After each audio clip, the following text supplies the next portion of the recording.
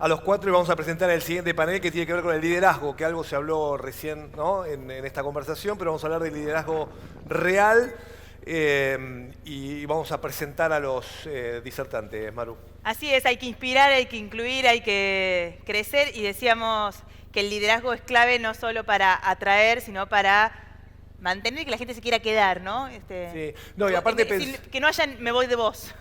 No, y pensaba como primera pregunta para el panel esto, ¿no? De que uno cuando va a un trabajo también quiere encontrar ese liderazgo y eso no lo resuelve la inteligencia artificial, ¿no? El liderazgo es que te algo inspire, que veas un modelo ahí, pero lo charlamos con ellos. Dale. Invitamos a Guillermina Mayer, Cultural Organization Transformation, Senior Partner de PECOM. Bienvenida. Hola, Guillermina.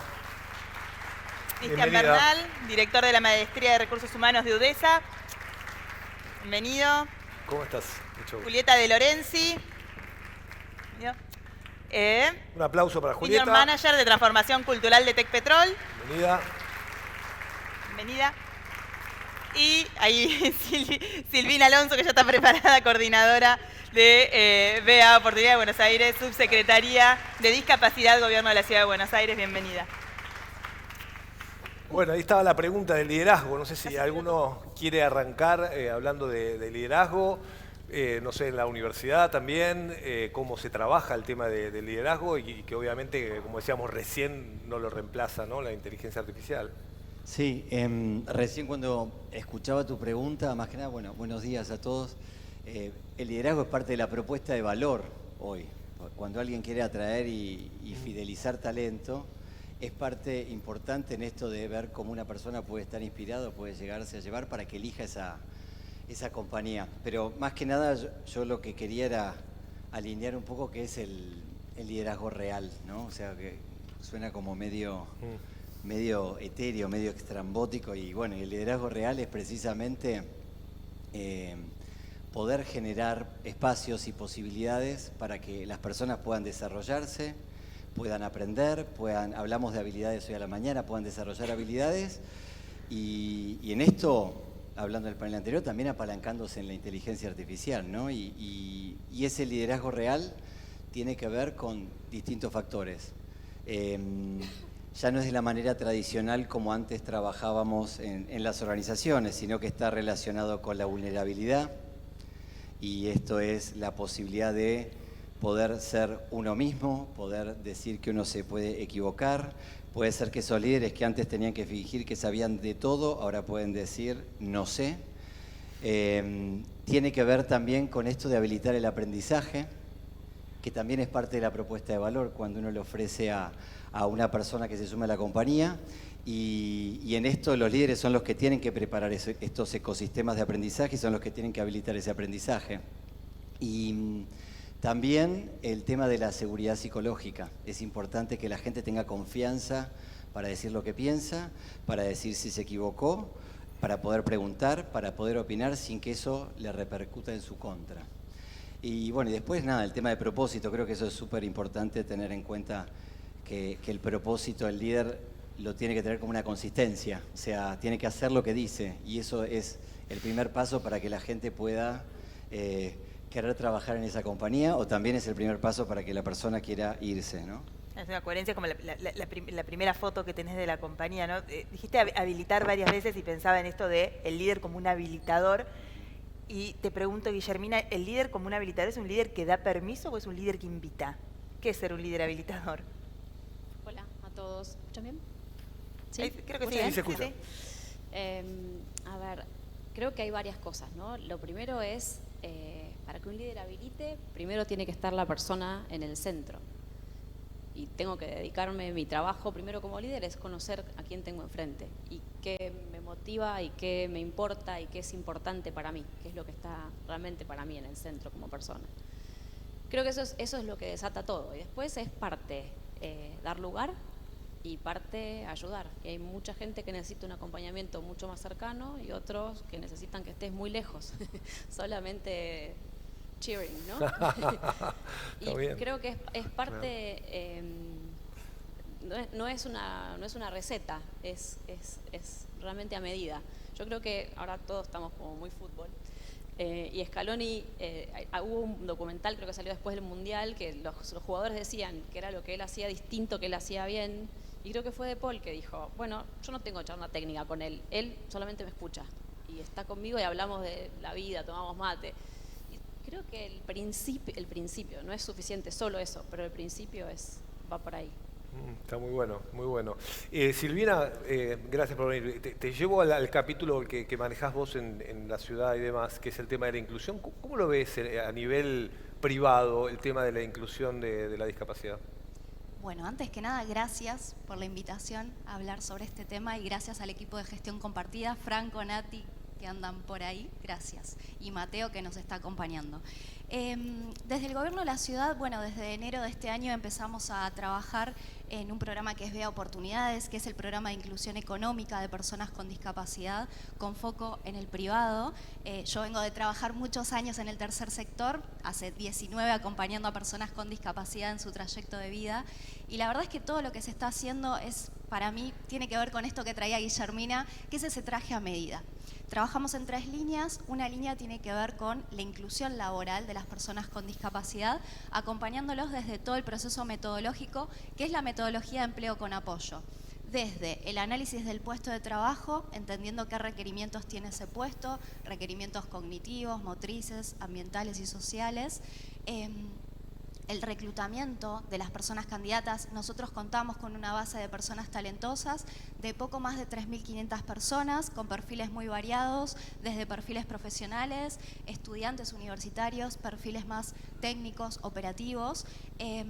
Y luego lo que hacemos es una preselección y una presentación a las empresas con algunas sugerencias para que el proceso de entrevista sea accesible. ¿Ustedes hablan con las empresas? Sí. Y les dicen, mirá, Exacto. conocemos a todas estas personas que podrían estar en tu empresa? Sí, y es un traje a medida, es esto, es de acuerdo a la necesidad que vos me plantees, es lo que yo me voy a dar vuelta y voy a estar buscando dentro de nuestra base de talentos. Sos como un intermediario facilitador de alguna manera, entre sí. las dos puntas. Sí. Danos un ejemplo. El proceso se llama empleo con apoyo y tiene evidencia científica y se aplica en otros lugares del mundo y nosotros somos pioneros en Latinoamérica. Contanos una historia, un ejemplo, algo que esté funcionando hoy así. Y hay un montón de ejemplos. Por ejemplo, actualmente Orne, la menciono porque ella recientemente estuvo en el Hilton compartiendo su historia de vida y ella está trabajando, es una mujer que tiene discapacidad intelectual, que está trabajando en Arcos Dorados, que su sueño era trabajar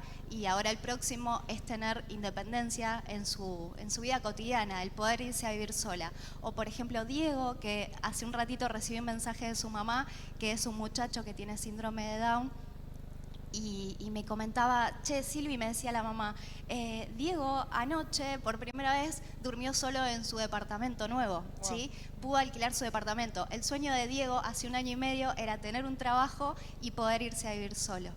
Diego está trabajando en NH 9 de julio, él hizo sus meses de prueba y luego quedó efectivo y hoy en día se pudo ir a vivir solo.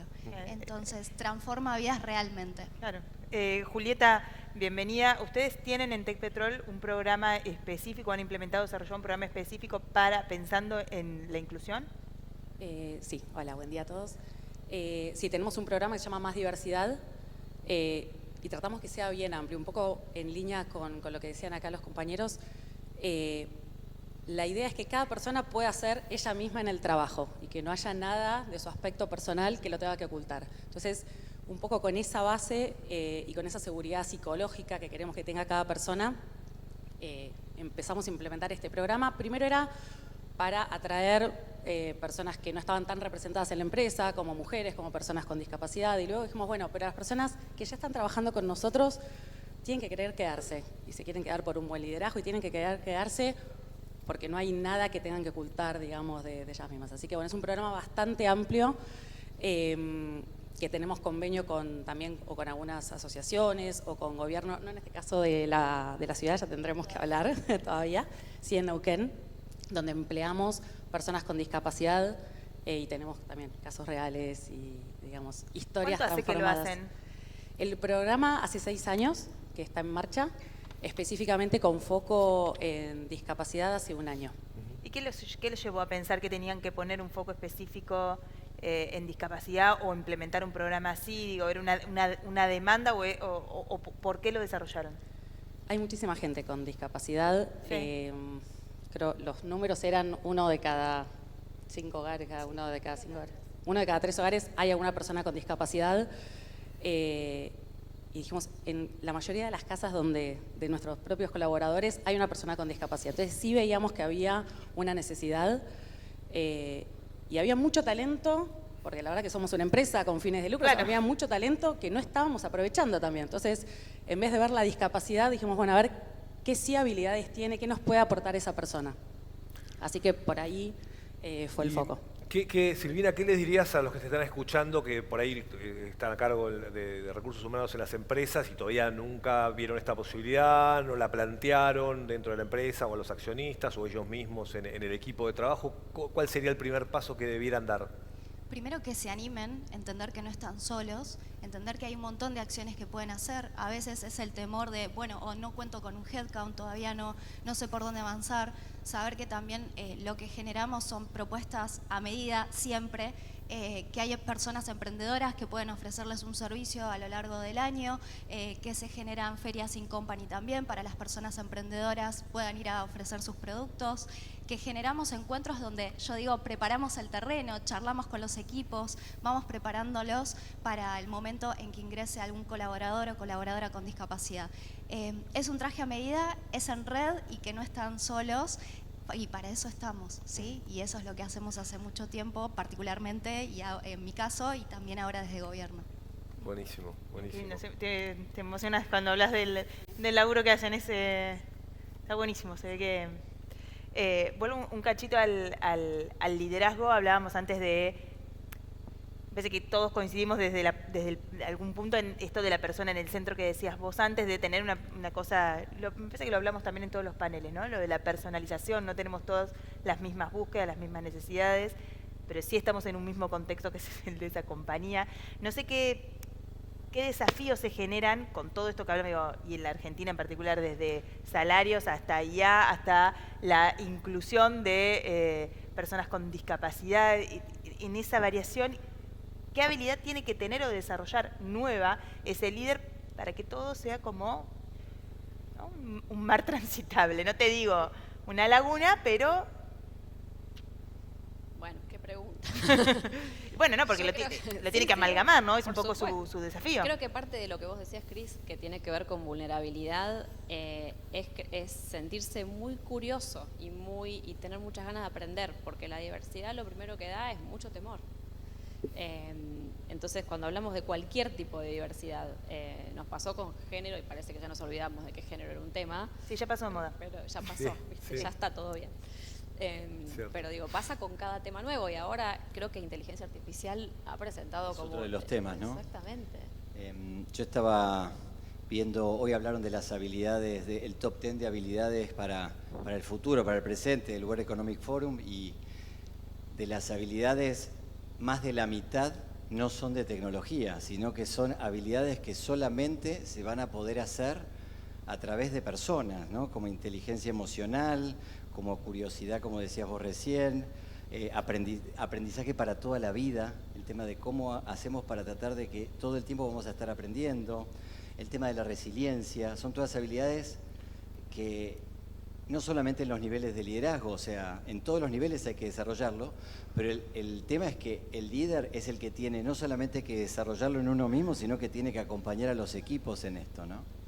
Y vos hablaste, Cristian, también de, cuando te referiste a los líderes, que eran como llamadores, ¿no? Para que la gente quiera trabajar en una empresa, decir, bueno, mirá. Sí, llamadores o empujadores para que se vayan, ¿no? Claro, bueno, pero un verdadero líder es un llamador, ¿no? Se supone que es eso, sí. Es alguien que tiene una valoración especial en la empresa porque hay gente que quiera trabajar con esa persona. Sí, o sea, uno habla de la cultura, ¿no? La cultura de una compañía hace que uno elija trabajar en esa organización o no, pero la cultura se manifiesta a través de cómo se comporta ese líder, no por el cartel. Pero de un los gerente valores y de todo ventas, eso. ¿vos lo medís por lo que vendió o por cómo es con su equipo de venta? Vos seguramente lo vas a medir por los resultados, claro, pero los resultados los obtenés a través de las personas. Entonces, sí, seguramente si es un pero buen no sabemos líder, cómo los obtuvo los resultados el gerente de venta? Porque es un líder de equipo, Es un líder de bueno equipo. o obtuvo buenos resultados, porque por ahí... A ver, había una época en que ser buen líder era que todo el mundo te tuviera miedo. Entonces Claro, tú trabajabas sí, y claro, vos claro. de Ya repente, fue, eso prescribió.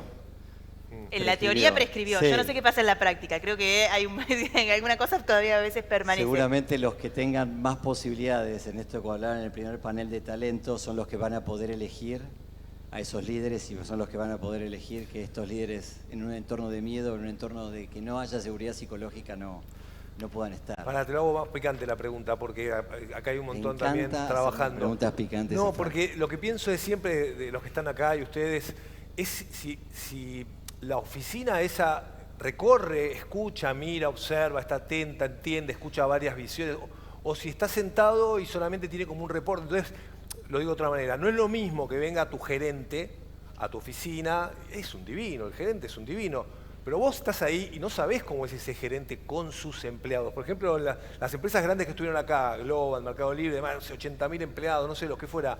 Sí, nosotros tenemos un montón de líderes, pero ¿cómo sabés que ese líder está trabajando con la cultura de la empresa? Porque se sentó con vos y te convenció. ¿Cómo hace el equipo de recursos humanos para estar en la empresa cuando las empresas además son tan grandes, ¿no? Y olfatear qué pasa? Está buenísima la pregunta. Creo que el gran desafío que tienen las personas de recursos humanos es cómo hacer para que los líderes se hagan cargo de liderar a su gente y no que sea un tema de recursos humanos. Porque los de recursos humanos pueden ser 5, 10, 15 en una empresa que es mucho más grande. Entonces, recursos humanos no te va a solucionar el tema del liderazgo. Y ahí creo que, vos lo dijiste, el tema de la cercanía, estar caminando, estar acompañando en todos los niveles y no solamente a los líderes para entender si esto ocurre. Y después tenemos un montón de indicadores que podemos medir, como un indicador, una encuesta de clima, los resultados de una compañía. Está comprobado que también hay resultados en impactos de venta que tienen que ver directamente con la incidencia del compromiso y la motivación.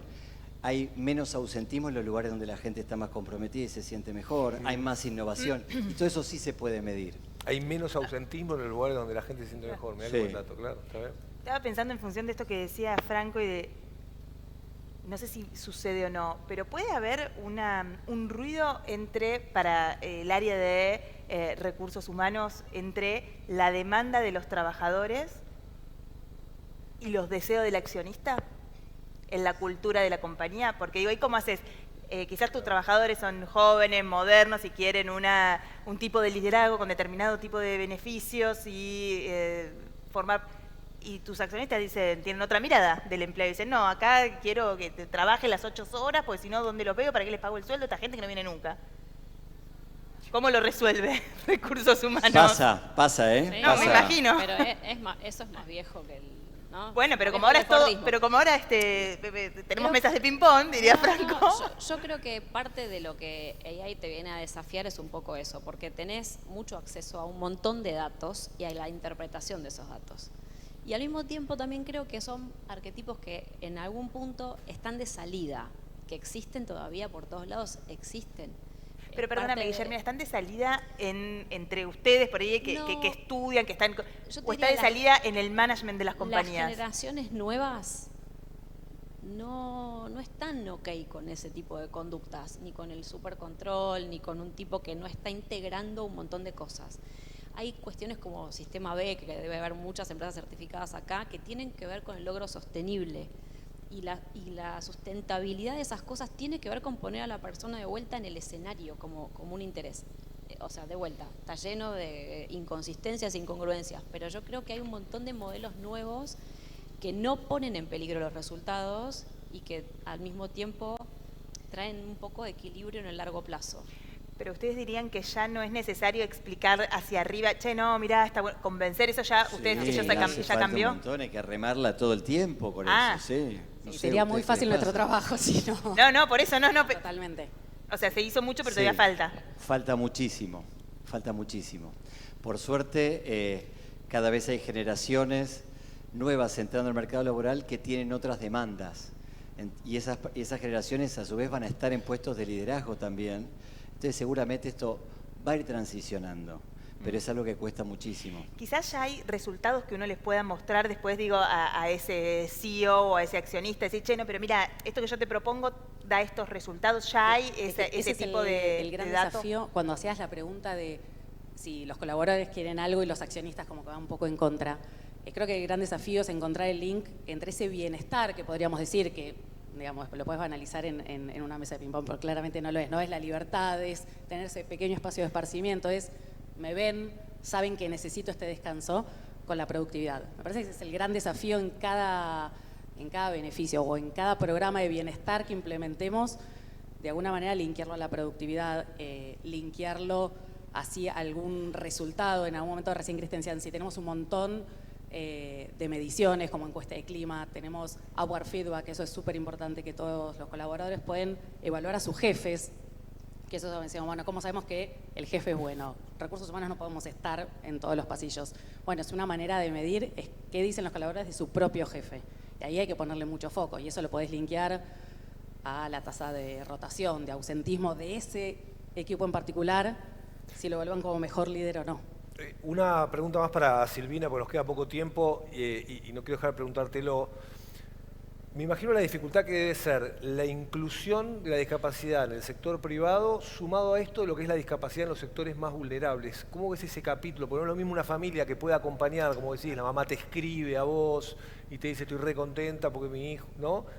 ¿Y qué pasa en los sectores más vulnerables donde ni siquiera está ese diálogo de esa mamá pudiendo acompañar o seguir o brindándole herramientas para tratar de tener una buena calidad de vida, ¿no? Sí, de hecho, hasta febrero de este año no se tenían identificadas a las personas con discapacidad dentro de los barrios populares. Ya. Entonces empezamos a trabajar en alguno de ellos. ¿En la ciudad tampoco? En la ciudad de Buenos Aires hablo, particularmente, sí.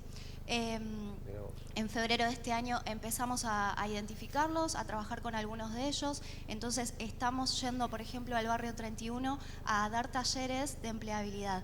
Esos talleres, lo interesante es que lo hacemos en alianza con ustedes, el sector privado. ¿Y por qué también? Para poder romper con esos temores ante lo desconocido que decía antes la compañera. Entonces, la mejor manera de romper con esos temores es conviviendo, ¿sí? Entonces, vamos con el sector privado a través de actividades de voluntariado corporativo a que puedan dar talleres de armado de CV, comunicación efectiva para una entrevista de trabajo, un montón de temas que hacen a la persona esté más lista al momento de salir al mundo laboral. Y por otro lado, tenemos programas de acompañamiento a las familias. Entonces, sí, era un pendiente, pero ya ahora estamos avanzando. Bueno, buenísimo el dato. Yo tengo una pregunta más, Maru, final, que por ahí la puede responder bien Cristian, que es el tema de las áreas de recursos humanos y el liderazgo. ¿Cómo ves el tema de la capacitación de esos líderes y los empleados? ¿Las empresas financian un posgrado? O en la Argentina, digo, no sé que en otros lugares del mundo sí se hace, y mucho, pero en la Argentina te dicen, anda, sí, yo te pago UDESA. Te pago 6 meses de UDESA, te pago 2 años de una maestría. ¿Ponen la plata o...? ¿Cómo se rieron? Me parece que no.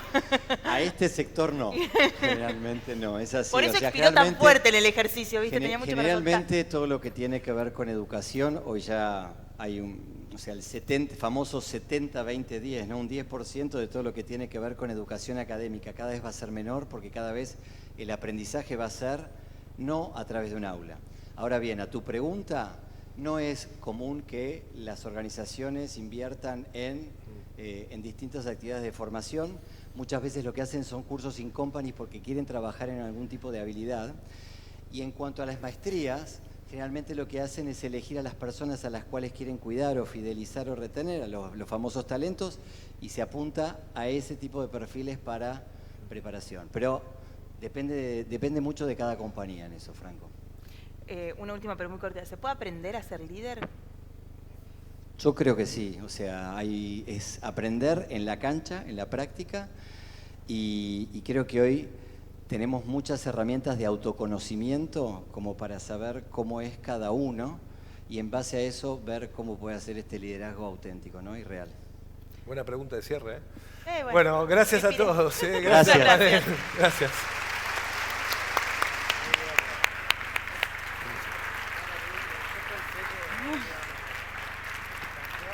No, siempre, siempre. Bueno, muchas gracias a todos. Pueden pasar por los stands si quieren y quedarse un ratito más a hacer relaciones públicas y todo eso. Gracias. Muchas Hasta la gracias. próxima. Muchas gracias. Cristian.